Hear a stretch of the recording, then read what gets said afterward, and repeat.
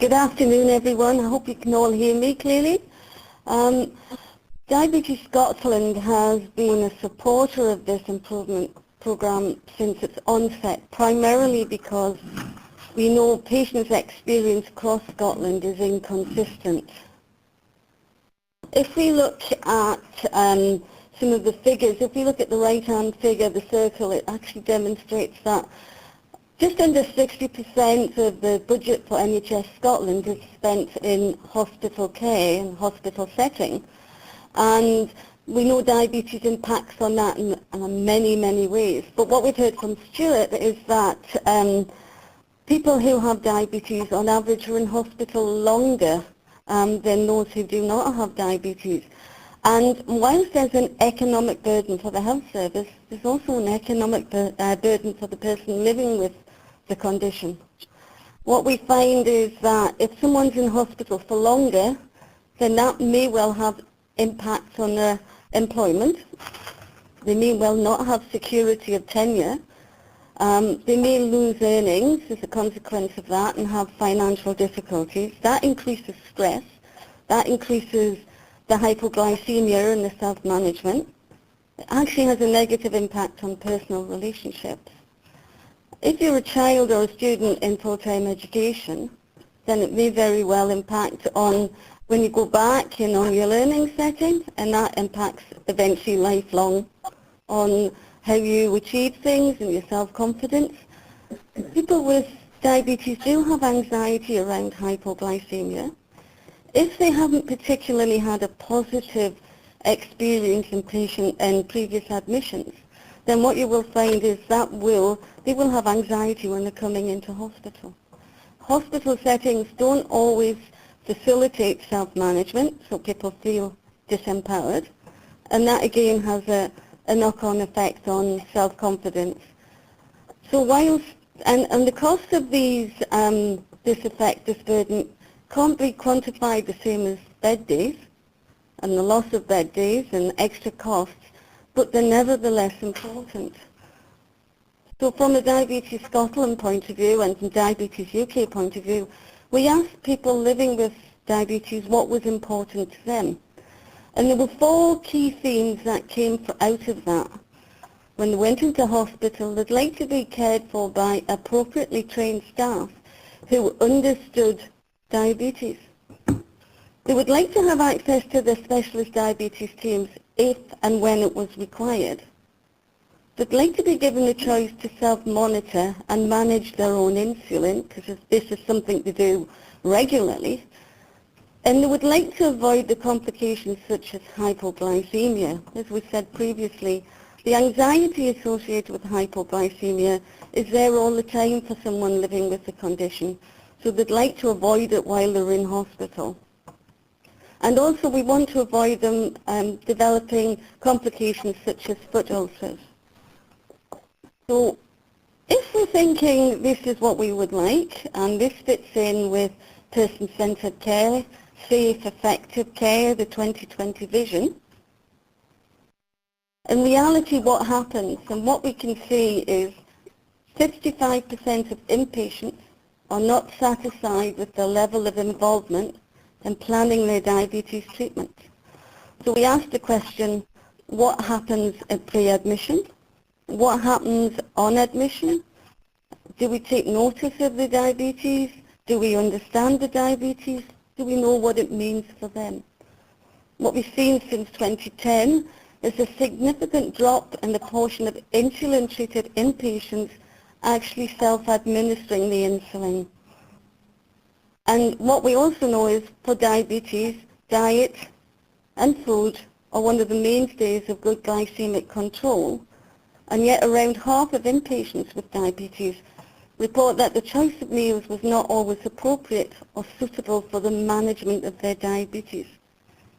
Which then relates back down to what Stuart had said earlier on, is about 20% of inpatients with diabetes have one or more mild hypoglycemic episode, and 10% with diabetes have one severe hyperglycemic episode whilst in hospital.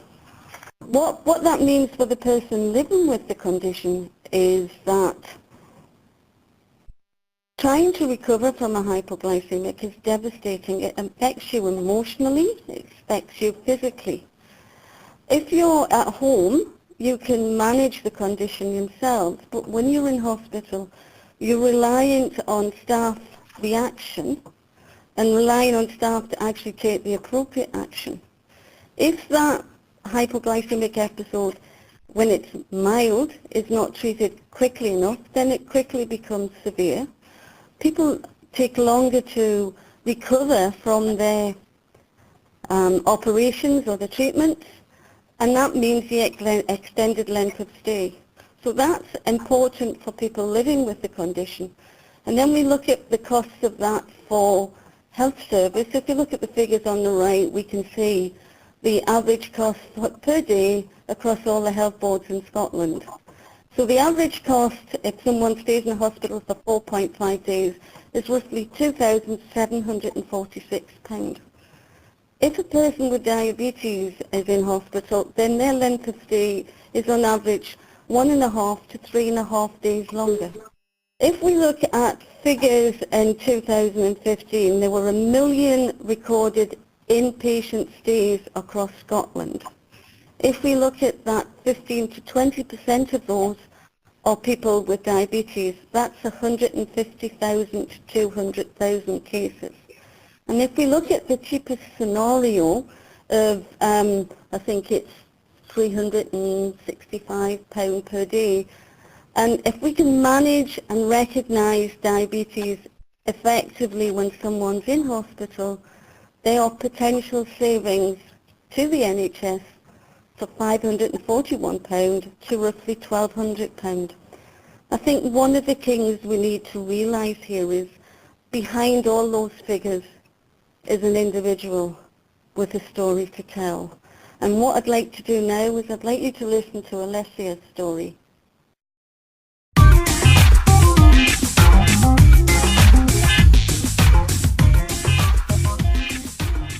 Hi, my name's Alyssa, I'm 18 and I've been living with type 1 diabetes for just over 3 years.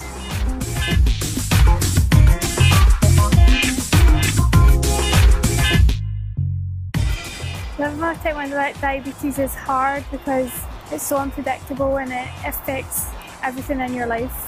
When I go hypo, I tend to have seizures, so it's quite hard to control sometimes. Even just going on the bus can be quite scary because something can happen and I won't have anyone with me.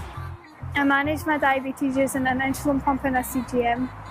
I write a blog called Pumptastic Scot. It just shares my experiences of living with type 1 diabetes, just to get my experiences out there and hopefully help other people in the same situation as me.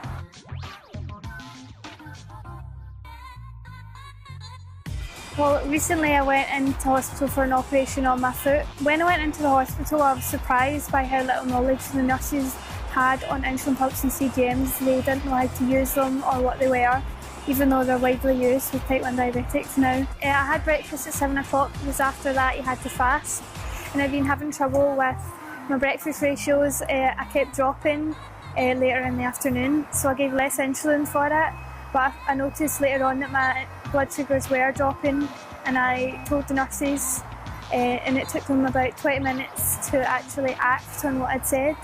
I was really anxious during that time because what if something had happened? I had gone hypo and I had a seizure. I didn't really have confidence that they knew what they were doing with me, and during that time I had to text my mum and ask her what to do because I wasn't sure that they were going to act in time.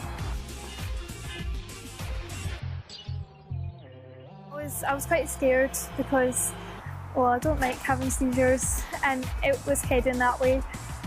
Yeah.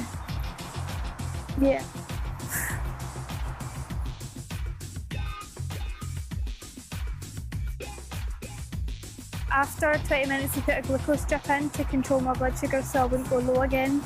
And then loads of nurses and doctors came to talk to me to ask how my insulin pump and my CGM worked. And it was quite reassuring that they asked me that, but in a way it was nerve-wracking because it's quite hard to teach them all the knowledge you need to know in a 5-minute talk.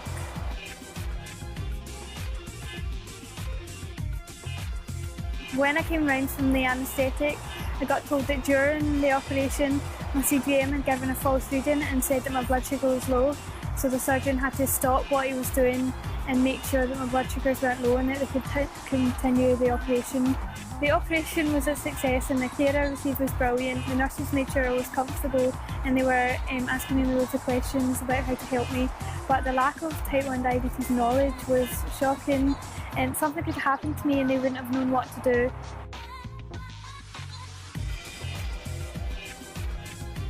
The advice I give to people with diabetes going into hospital is don't be afraid to ask what you need. At the end of the day, it's your diabetes, not theirs. I know that doctors and nurses work really hard and they do a great job, but it'd be great if they had more knowledge on diabetes, because a lot of people live with it and they probably are going to come across it at some point, so it'd be better if they had the knowledge. The patients can have more confidence in the care they receive.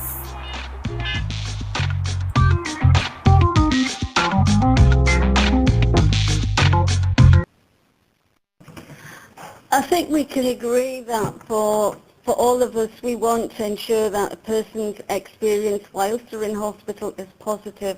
For people living with diabetes and for the Scottish Health Board, early adoption of Diabetes Think Tech Act is a win-win scenario. Thank you.